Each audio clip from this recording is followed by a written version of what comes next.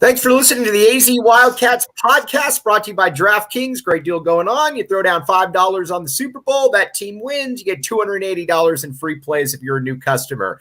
All right. Joined by the thesaurus of women's Arizona women's college basketball, the great PJ Brown from the Arizona Daily Star. PJ, how you doing? Doing great, Mike. How are you? Always excited to talk to you. So, I've been traveling a little bit. You're going to be traveling a little bit today. Tell the people up there what you're going to be doing. Well, this afternoon I'm heading up to Tempe, that place up north. And I'm going to say it here, and people are going to get mad at me, but it is the worst desert financials arena that I have ever been to. It is so disgusting. And I don't like going there. So I'm just putting that out there. Right. You know what it's funny about it too is that because you're exactly right. It's drab, it's dull, and it's like going into a lifeless arena almost just to start as you open up the door. Oh yeah. And then it's just disgusting inside, like the bathrooms aren't clean, all this kind of stuff. And the Wi-Fi is horrible. So as a reporter, it's really hard to file my story, or you probably won't see a lot of tweets from me tonight because of their Wi-Fi. Right. And they keep saying that, we're fixing it, or we fixed it. And it's the same every time I go. My favorite story is last time I was up there. This is awesome. Last time I was up there, I was asked about, because I was thinking to myself, I'm like, because generally I get pretty good service everywhere, and I'm like, all right, well, it's probably just a college thing. But Arizona, they rectified their Wi-Fi problems. I have no problem. I mean, they used to be a little bit of an issue. They rectified that. And ASU still living in the Stone Age on that one, though. So, yeah. And if you really want me to get into a story, I got a story. Yeah, let's hear it. What do you got? It's pretty gross. So the bathroom that's near the media room is a family bathroom, which is fine. Like, I don't care, right? Except that it has a urinal in it. And they never have enough toilet paper. And obviously they never cleaned for this game. So the last time I went up, which was, I believe, 2 years ago, I thought, well, when we interview Adia Barnes and the players on Arizona, we do it right in front of their locker room. And it's like, there are stairs right there, and the band comes up, and there's a room where they put their instruments in. So there's like a lot of chaos going on when we're interviewing the Wildcats. So I thought, well, their locker room's right there. Maybe I'll go to the bathroom there. And I'll always remember one of the former players, Bryce Nixon, said to me, I said, can I go in there? And she's like, you don't want to go in there. They peed in the sinks. So that's the rivalry, folks. That's it. And I'm not even part of this rivalry, but there you go. Now, let me ask you this, though. So on the out of the bathroom onto the court, let's what are you looking for in this game? Let's obviously talk from an Arizona perspective first. Obviously it's a rivalry game. ASU isn't nearly as good as Arizona. We know that. But what is PJ Brown looking for from the Cats in this game? Oh, it's going to be a really defensive game. Let's talk overall a little bit first. ASU always has a really physical defensive style. Right. And that's how they win. And they distribute the ball. Talk about balanced scoring. They usually have very balanced scoring. This year they have like one or two that players that sort of rise up, but they don't have a superstar. It's usually by committee. And in the past, Charlie, their coach, would just like, it was like a hockey line, like 5 in, 5 out, 5 in, 5 out. I haven't seen her do that quite this year, so it's a little different, but these games are always tough. Even when Arizona State was the better team, once in a while, Arizona would sneak a win in there, and it wasn't an easy win all the time for Arizona State. Same thing now. Last year, Arizona State beat Arizona towards the end of the season. And that wasn't expected because Arizona was a much better team than Arizona State. So these games, because they're rivalry games, everybody gets up for them and anything could happen. It's going to be a defensive tussle, as they usually are. It's going to be low scoring. So get ready for a low scoring game where it's basically defense on defense, and that's it. And that's what I admire about what Adia Barnes is able to do. And we've talked about it before on here, is that she was able last year. She knew that she had a generational type talent in an Ari McDonald where, I'm going to let you go. And it, it always cracked me up when people said, at the end of the Stanford game and the national title game, well, why did Ari shoot such a contested shot? That's Ari's shot right there. Adia Barnes gets that better than anybody else out there. But she knew that that's how we're going to build the team here. This year, when you watch them, it's a different style, and it kind of fits right into what you're talking about, too, with ASU. We're going to be a little bit bigger. We're going to be a little bit more methodical, not slow, but methodical right there. And I agree with you. I think you're looking at a defensive-oriented game, but I think that's also part of the genius that is her. It's never square peg, round hole with Adia Barnes. It's always, I'm going to adapt my philosophy to what my roster has at the time. And PJ, I don't know that there's anybody better in the country than her at that. Yeah, it's been pretty incredible to watch this program evolve. She had a player in Ari who came in, and Ari wasn't Ari when she came in. Right. It took her a while that year that she sat out to get to, who we all saw on the court. Mm-hmm. And it took her a while to get there, but she, as a former player, Adia, lets her players go. There is a freedom there that you don't see in a lot of other places. A lot of other places are really confined to whatever the system is. Now, if you talk about defense, she's strict on defense, Adia. Like, if you can't play defense, you're going to sit on the bench. Like, she just can't afford to have you out there. Right. And when she first came, her thoughts around being a defensive team first was the fact that she couldn't recruit athletes with speed and tall women and all of this kind of stuff. She knew she wasn't getting that, and she had to. She's got some really incredible athletes on the team now, and Shayna Pellington and especially Ben Duyaney, and Sam Thomas, and you can go down the line. But when she first started, she saw that she's not getting them. She's not recruiting the trees that Stanford has. The Stanford trees, pardon the pun. Yes. And so she had to figure out, how do you manufacture offense? What do you do?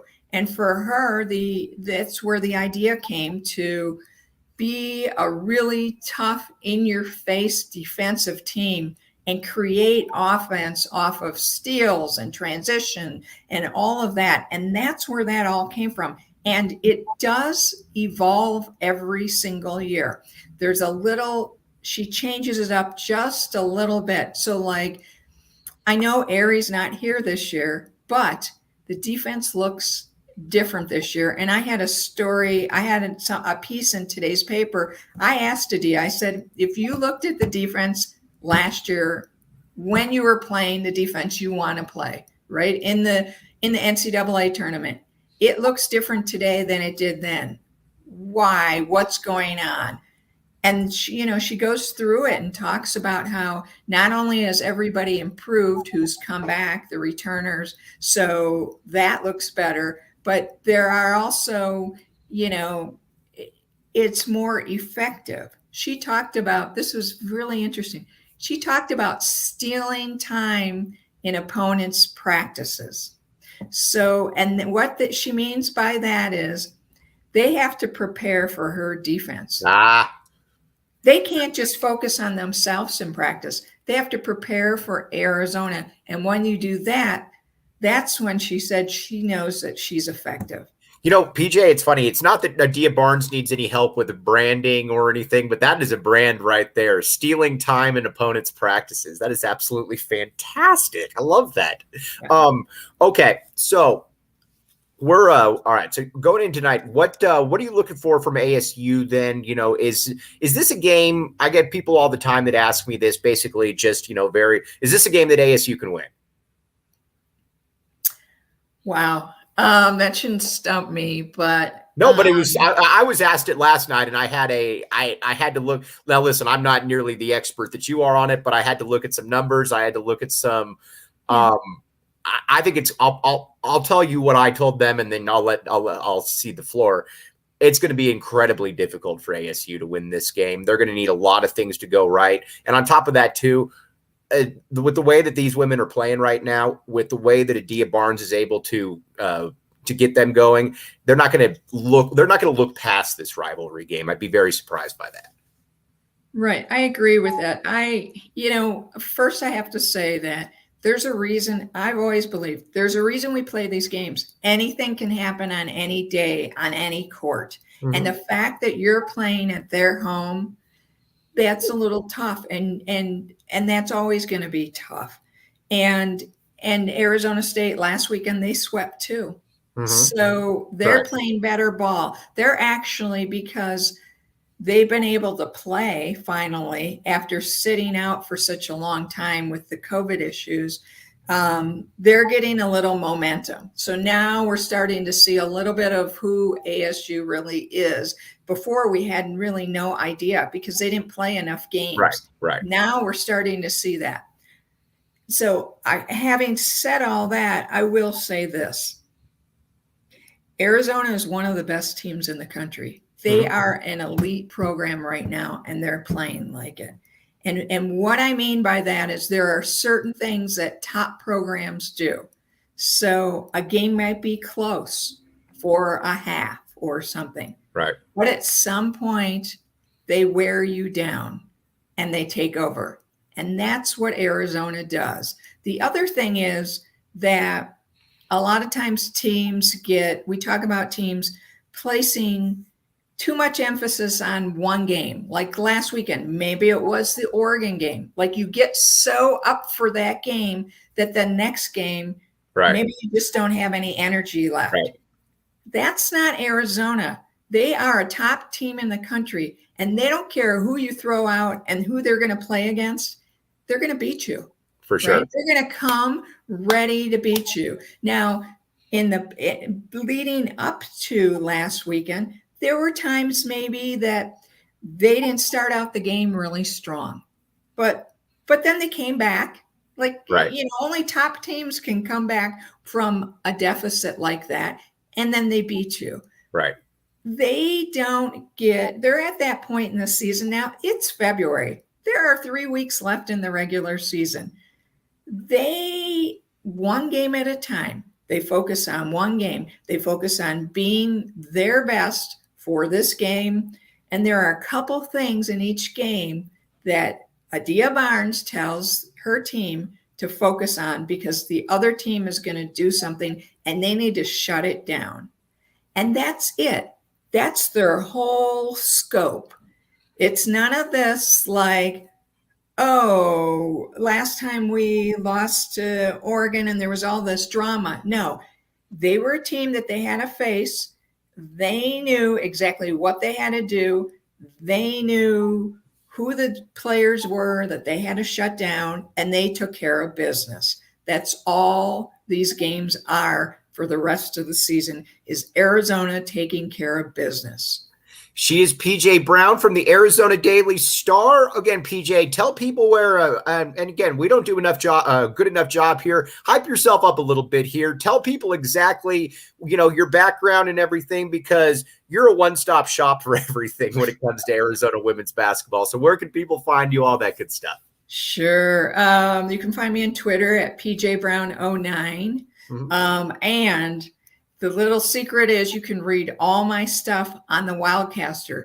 Download the app on your phone. It's free, and you can get all Arizona sports on there. So it's not only all my stuff on women's basketball, but we have softball that I cover. We have men's basketball that Bruce Pascoe covers, football and baseball with Michael Lev, Greg Hansen's columns, all kinds of stuff from Alec White and Justin Spears. Hopping in there too, right? Everybody's in there. Caitlin Schmidt. You can read her investigative stories and other stories. I mean, Wildcaster is the stop. You need the Wildcaster. Wall-to-wall Wildcats coverage is on there. And especially if you check it out this morning or this afternoon before the game, you can read my story on Lauren Ware and her three-point shot. It's fascinating. Right. So you won't want to miss that. And also, as we talked about earlier, Adia Barnes talks about her defense. See what she has to say about it. PJ, you are the absolute best. Safe travels there and back, and we'll have you on again soon. As always, I can't thank you enough. Thanks a lot, Mike. It was fun. Yeah, as always, PJ Brown, Arizona Daily Star. All right. Again, big shout outs to PJ right there. She's absolutely the best. Love the shirt too that she had, by the way. All right. Now I'm going to get into a little bit of a soapbox rant right here in just a moment. But first and foremost, need to talk about the DraftKings Sportsbook app, code word PHNX. Here's the deal. You throw down $5 on the Super Bowl, and if that team wins that you pick, you get $280 in free plays. That simple, that easy. You're saying to yourself, Mike, it can't really be that simple. It can't really be that easy. It is that easy. And again, Arizona only, 21 and up. Eligibility restrictions do apply. Got a gambling problem, call 1-800-NEXT-STEP. They'll get you all taken care of. Again, DraftKings Sportsbook app. All right. Last night's Arizona men's basketball game was a travesty in one way. And I hate saying this because in the big picture of things, I don't matter. And the guy that I'm about to criticize is a titan in the industry, or has been, but that is Barry Tompkins and to a lesser extent, Dan Bellamini. I grew up watching these guys. It was absolutely fantastic when they would get the call when Arizona was at Maples Pavilion, Pauley Pavilion, whatever. But last night was clearly a mail-in performance. And what I mean by that is almost every single player on the U of A men's basketball team had their name mangled, mispronounced, and that just cannot happen. And it got even worse. It got to the point where guys were throwing the ball, or one player would throw the ball to another player, and both guys would be misidentified by both the reporters, both the commentators. That kind of stuff just can't happen in college athletics. And more so than anything, it can't happen here in the Pac-12. You're already dealing with kind of this feeling that it's a little bit of a minor league conference. Well, what feeds into some of that too is what you saw last night. These guys didn't even make an attempt. I mean, how many times do I have to hear Umar Bal out there, or Kurt Creasy from France or Estonia or Lithuania or whatever? And it just went on and on down the right. Nobody's name was pronounced correctly. And again, it was almost kind of like they made light of it throughout the game. That's got to stop.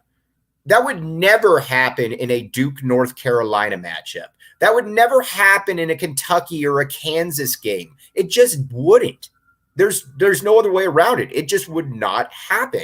And I think that's the issue right here, is that, after, I get it, some people are going to mispronounce names from time to time, but this is much deeper than that. This is not even looking at the pronunciation guide, which is readily available to you in the media books. It's not that hard. You can make that work, especially guys that were in the industry as long as this. And to be clear, it has nothing to do with age. Hubie Brown is probably one of my handful of favorite commentators out there. Hubie Brown's what I would assume well over 80. But you know what? He takes it seriously. What you saw last night was two guys that didn't take it seriously, and it was disappointing from an Arizona and a Pac-12 perspective because right now Arizona is your marquee basketball program in the conference, and that was not a broadcast last night that was befitting of that. Okay. One thing that is befitting of it, though, is the DraftKings Sportsbook app. Code word PHNX. Here's the deal. Throw down $5 on a game. You get $280 in free plays if that team wins. I like the Rams to win tomorrow or on Sunday. I think the Rams are going to win fairly easily. So here's what you do. You go in, you sign up, new members only, and you throw down $5 on the Rams to win. Then you get $280 in free plays if that play hits. And then you know what? It's all up to you what you're going to do from there. DraftKings Sportsbook app, code word PHNX. Okay. Quick little preview for tomorrow. Arizona is going to be playing the Washington Huskies. We'll obviously be on here with the post-game show, but a couple things to keep an eye on. First of all, Washington just smacked ASU. That doesn't necessarily mean anything, but Washington's an interesting team because Terrell Brown Jr., who was in the Arizona backcourt last year, is their best player and a guy who could be the conference player of the year this year. He's leading the team in points and steals. And honestly, if I'm having to pick who the conference player of the year is right now, I'm not saying that I wouldn't pick him. Now, I'm not, I'm not a voter or anything. I'm not the PJ Brown types of the world, but that would be, if I did have that privilege, that would be somebody that I would very much consider. That said, Arizona should still win this game by 10, 15 points. This shouldn't be a close game. And at the end, I don't expect this to be a close game. Okay, we will be back with you tomorrow on the post game. Also, I wanted to give a special shout out to Caitlin Lowe. Nice first victory for the new era of Arizona softball. But for PJ Brown, I am Mike Luke. And thank you so much for listening to the AZ Wildcats podcast.